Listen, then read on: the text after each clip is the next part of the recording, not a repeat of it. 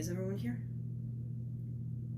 Okay, so today I want to talk to you about the dark side of interpersonal communication. As we all know, communication is a key point in a lot of things, mostly socializing. However, what many scholars fail to address is the dark side of that. One dark side that we know of is bullying, which is one of the most highly expressed ones out there. And if you all watch the video about Dr. Melina Mills, we should all have a good concept of what one of the main factors of verbal.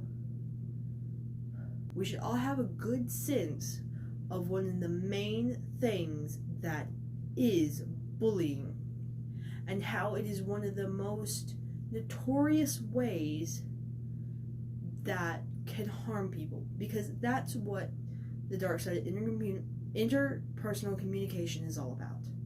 It's about hurting, not helping. Now, one of the points that she suggested is, how do you know if you're being bullied? How do you know if you're being emotionally abused? One of the ways is intent and whether it's repeated or not. If a person repeats the same action towards you that you have shown that you are not comfortable with, then they are not helping you. Another thing is whether or not they're bringing up certain events to get you to do certain things. We call that gaslighting. Yes, we call that gaslighting. Now, the thing about gaslighting is that it can be similar to bullying. However, it usually happens within intimate relationships or or close relationships, such as a parent and their offspring, or a man and wife, or male and male, whatever. As long as you have certain types of close relationships, gaslighting can occur. Or just complete emotional manipulation. Yes, this is a big thing. Now, another thing in these often leads I to have a secret question. testing. You have a question? What is secret testing? Okay, what secret testing is that testing. It's basically giving your partner, your sibling, your person, a quote-unquote test that they have to perform on correctly for your standards for them to be in your life. Now, there are different forms of secret testing. And many times, secret testing can be unintentional. How is that you may be asking some kids, or friends of your kids, what they're doing, what are they like in school? Or going to your significant other's best friend and asking them, hey, what is your opinion on this person? That's information seeking prowess, and that often leads into secret testing. Now, there are different ways of secret testing, many different types, and all of them are emotionally manipulative and abusive, because the information that one person is getting is to be either used against you or for you, and most of the time it is against you. Directness test is the first type and more blunt testing of them all. This is when your partner comes up to you and blatantly asks you, how do you feel about a long-term relationship? Now, at first, this can seem wayly uncomfortable for the next party. However, this is one of the least secretive secret testing ways. However, it can still be unhealthy. Unhealthy in a way that if you answer wrong, this person can have extreme emotions, temperaments, or even changes to their mood depending on your answer. Even though that you may answer truthfully, you may not be completely telling the truth.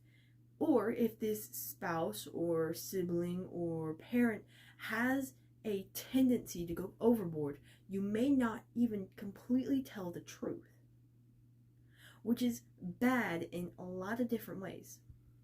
It is bad for you because you are not directly telling your partner what your needs and desires are for and communicating with them. It is bad for your partner because, one, they will never respect your boundaries because you must verbally set them and physically set them. And two, they can become irritable, aggressive if your answer is not the outcome that they wanted.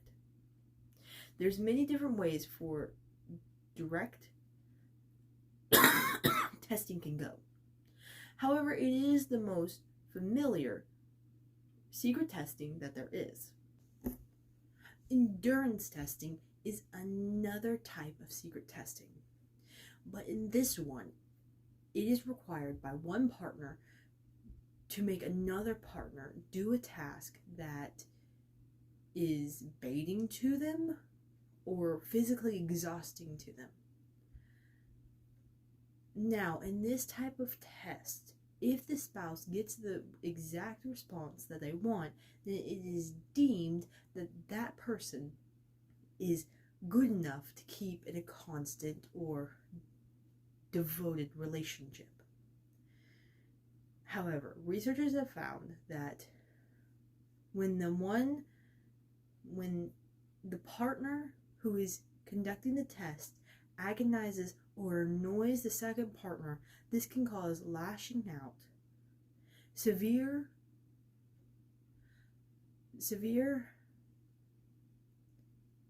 mood swings, or even go into depression because they think that they are not good enough. Endurance testing is very cruel, as in you are basically putting out a lure for your partner. And if they interact with it at all, then that means they are quote unquote not devoted enough. This can cause a horrific scene of problems. This has also led to many relationship breakdowns, especially in marriages in which one spouse is convicted or judged to have infidelities. Infidelities is also another part of secret testing. Many partners will go through searching or cleaning each other's cars, phones, or even houses for clues of what that person may be doing in their free time. Infidelities is not good whatsoever. However, this seeking information, aggression from one spouse particular can be damaging to the relationship as a whole. Because many people will get an idea in their head and it'll stick with them. However, there's always a chance that you could be wrong. And while in about 65% of cases, spouses like this are indeed wrong. They have to find a way that their partner is cheating. And when they don't, they become agitated and hurtful. Again, relationship breakdown. After such unmeaningful and nearly malice tests, the spouse that was tested can be met with mostly empty apologies. It is more than important that humans apologize to one another, as it is a sign that they understand how you feel. And they will make sure that their actions in the near future matches the ones of your expectation with your feelings, desires, and needs put to mind. However, with toxic spouses, toxic family members, or toxic individuals, most of these apologies are empty. Now, what's the problem with empty apologies?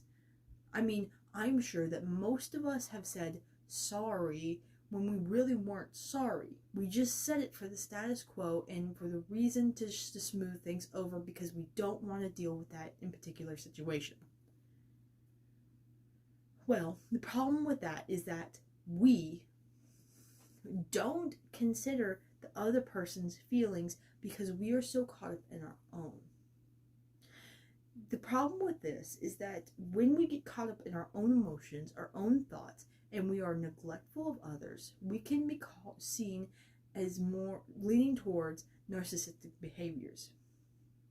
While this is not true for everyone, and that disorder can be only prescribed by doctors, some people may show traits of it, or just have it completely. And many toxic individuals have some signs of narcissistic disorders. They think that something's wrong with them, or that they're special in their own little bubble. And here's the thing, a lot of us can have this in ourselves. For example, say you're walking to work. You're just walking, you're trying to get to a meeting on time. And one of your coworkers drops their cup of coffee right in front of you and it splashes all over your shoes and pants. You don't like this individual. They've caused multiple problems in the past and you just do not like them. You don't like them for whatever reason. They said something insensitive to you at your birthday, or they said a joke that you didn't like, and you just don't like this individual in general. Now, this colleague of yours who just dropped their coffee says, "Oh, I'm so sorry. Here, let me help you clean that up." And then they go, "Oh, sorry, but I'm running late." And they run off. And at that point, you're not happy. You're not at peace at the moment. So you grumble off, you go to your meeting, and it goes well. You come back, and you see that certain colleague with another group of people. When you walk past, the colleague stops you and says, "Oh, I was so sorry, but you really shouldn't have been fastly running through the halls." What is your response? Now, many people would get agitated by this, as it was not your fault that they happened to be walking and you guys intersected, right? However, now that they're with a group of people, you realize that saying or expressing such a way is not a good thing. So what do? You just bite your tongue and say, "Oh, I'm sorry," and then go about your day. Did you mean to say sorry? Did you mean that apology? So you see, everyone has the ability to be a little bit less communicative and a little bit more mean. Because you didn't want to upset all those people. Because they probably didn't know what happened. Or they were probably listening to your colleague's side of things.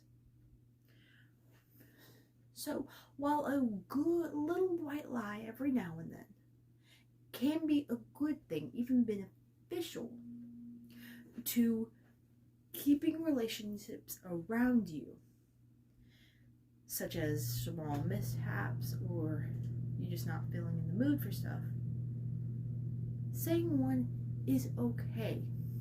What's not okay, though, is when you have malice behind them and the instant intent of harming that person, and how often you do it. Because if you were lying constantly, even if they're not bad lies, they can still lead up to a bad outcome.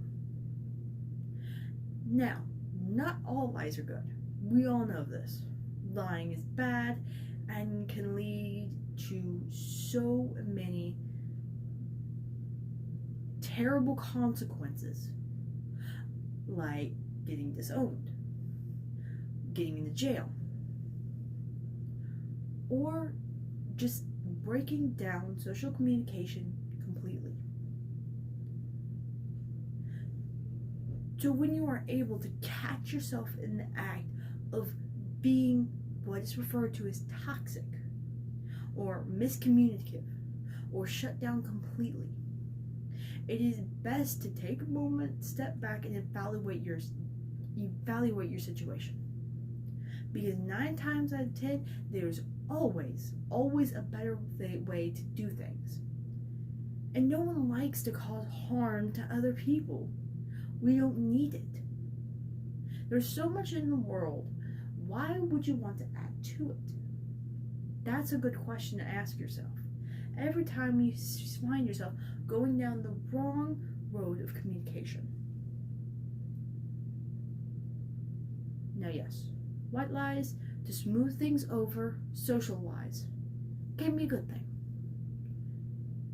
However, it is the top importance that you do not get carried away in it. So many people have started off so small and it has grown to something so big that they can't even see it themselves.